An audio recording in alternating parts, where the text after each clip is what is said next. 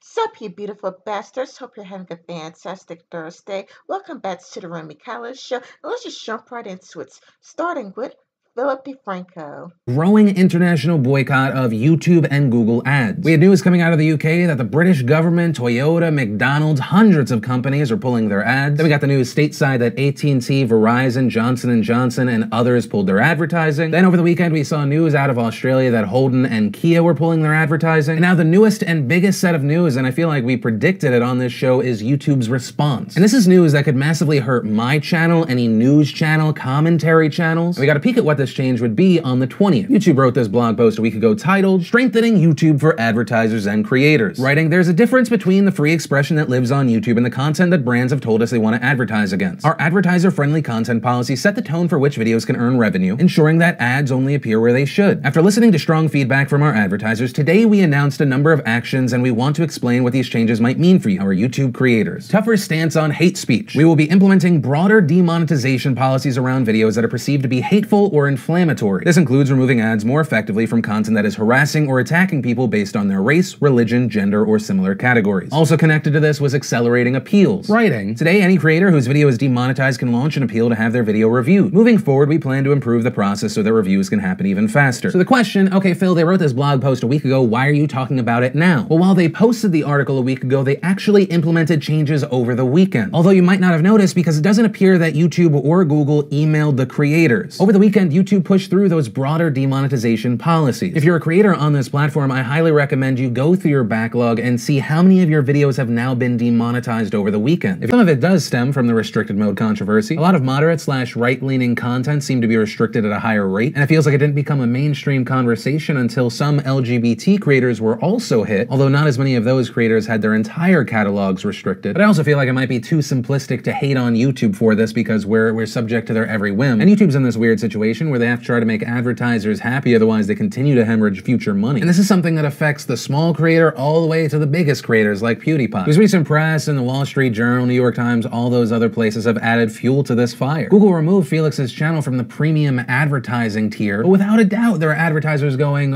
you were putting our premium content where we pay even more for safe content next to Nazi jokes and imagery? How can I trust you? And keep in mind, I'm saying that from the point of the advertiser. I still believe that the Wall Street Journal and tons of outlets misrepresented PewDiePie completely. And they took out of context semi-edgy jokes and painted him as the new Hitler, which is ridiculous if you actually looked at the content. But I'm getting off track. And my final thought on this is, while I am concerned because it does appear that it will be harder to make a living for people that talk about the news and pop culture and real issues, I understand that YouTube is in a weird place right now. If you look at this advertiser boycott at this stage, without it even growing further, if you look at it through the lens of 3 to 5 year impact, we're not even talking about hundreds of millions of dollars of ad revenue anymore. We're talking about billions. Billions on billions, so I understand YouTube rushing to change things. And how I'll criticize them moving forward has less to do with which videos get flagged and how fast and how good their appeals process is. And so that'll be something I'll be watching intently. And as far as how this affects this channel and how it affects my aspirations to make a news network, the more that I think about it, the more that I think that fan funding and fan support is the way to go. I think it's one of the only ways that indie organizations can be free of the strings that come with funding, the strings that sometimes come with corporations, in a way that allows them to be truly independent and not potentially lose all their revenue from a day because an automated system said, no money for you.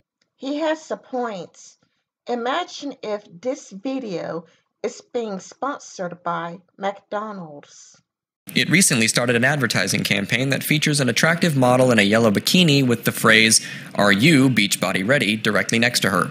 Of course, to any sane person, this wouldn't be a problem. However, people who have insecurities about how many donuts they ate that morning look at this picture, realize they aren't Beachbody ready, and then throw a hissy fit.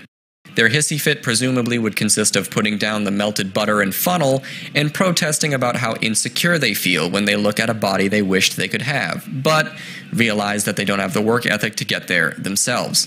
So instead of just ignoring it and reattaching to their sectional with 20 Big Macs and a Diet Coke in hand in case of emergency, they actually got off of the couch and did something about it. It seems like the only thing that can rouse these people out of their strictly sedentary lifestyle is when people more attractive than they are ask if they are Beachbody ready, which they clearly aren't. This video has been sponsored by McDonald's. I'm loving it. Now, as you may have been able to tell, this video is about the demonetization on YouTube and whether or not YouTube is censoring its content creators. And the answer is both yes and no. Now, when it comes to its demonetization censorship, I would say no.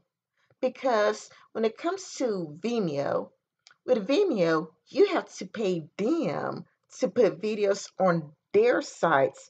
They're not paying you. You have to pay them. And when it comes to vid.me, they have a tip jar, but they don't have monetization yet. They're trying to get it there, but it's not there yet. And it will most likely face the same problems where McDonald's is like, we don't want our commercials on this shit. And even when it comes to Minds and Daily Motions, again, Minds and Daily Motion both do come with monetization. But again, it could result to McDonald's backing out. It could result to Toyota and Verizon backing out. So again, you are more likely to run into the exact same problems. Being demonetized in itself is not censorship, and I just have to agree with the Justicar entirely on this one. It just seems that YouTubers want to get paid for having an opinion.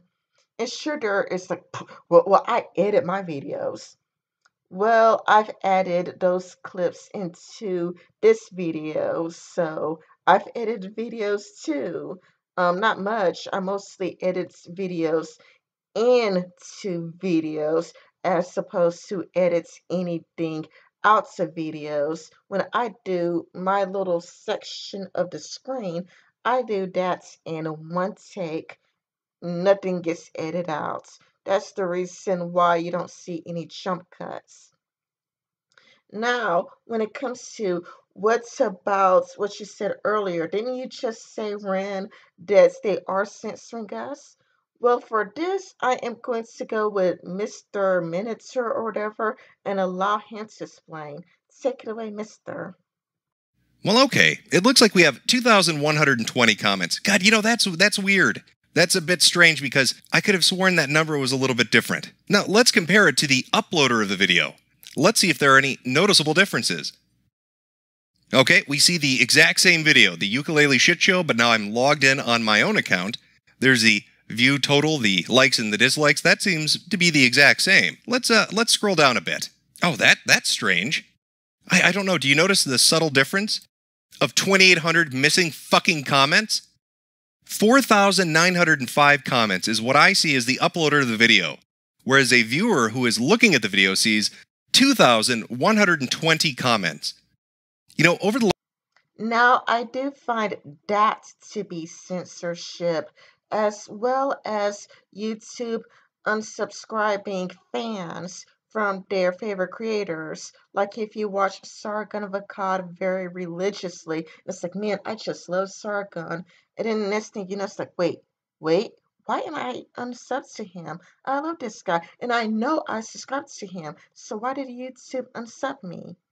Now that is censorship, and for that reason, it would be good to leave YouTube or transition out of YouTube and switch to Minds, Gab AI, and switch to like DailyMotion because again, DailyMotion does offer monetization.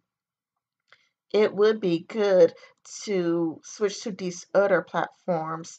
Mine's is very similar to Facebook, and Dailymotion is very similar to YouTube, except you don't get all the extra bullshits like being unsubbed from people and having missing comments. And Gab AI is similar to Twitter, except again, you don't really go through as much bullshit. And I do think it's great for us to just transition whether or not big time YouTubers advertise these places is up to them. I have heard Sargon recommending mine multiple times and computing forever, but then I haven't heard much from other big YouTubers. And let me say this. Jacqueline Glenn has encouraged me to get to Twitter. I wasn't interested in Twitter, and I mean, I had multiple Twitter accounts because I kept getting locked out of Twitter. But by having her Twitter at the end of each video, and it would be at the end of each video, where she's just like, follow me on Twitter, follow me on Facebook, follow me everywhere, just stalk me. That has encouraged me to get a Twitter.